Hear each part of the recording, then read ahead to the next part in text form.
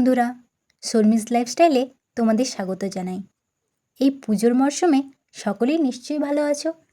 বাঙালির শ্রেষ্ঠ পুজো দুর্গাপুজো। এই দুর্গাপুজো নিয়ে আমি যা শুনে এসেছি বা জেনে এসেছি তাই তোমাদের সাথে শেয়ার করব। মহালয়ার দিন পিতৃপক্ষের শেষ ও দেবীপক্ষের সূচনা হয়। এই দিন দেবীর চক্ষুদান করা হয়।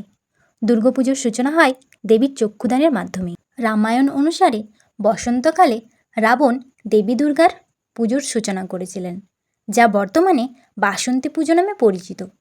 পরে শ্রীরামচন্দ্র শরৎকালে দুর্গার অকালবোধনের আয়োজন করেন, যা অকালবোধন নামে পরিচিত। এরপর থেকেই শারদীয়া দুর্গাপূজা যুগ যুগ ধরে চলে আসছে।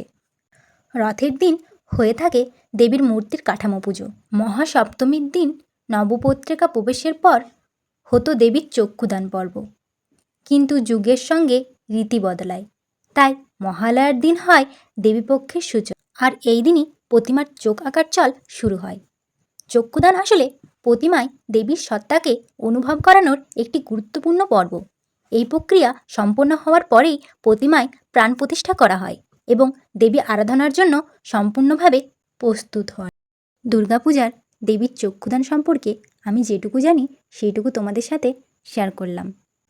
এই তথ্য জেনে তোমাদের কেমন লাগলো কমেন্টে অবশ্যই জানিও। এখনের মতন বাই বাই।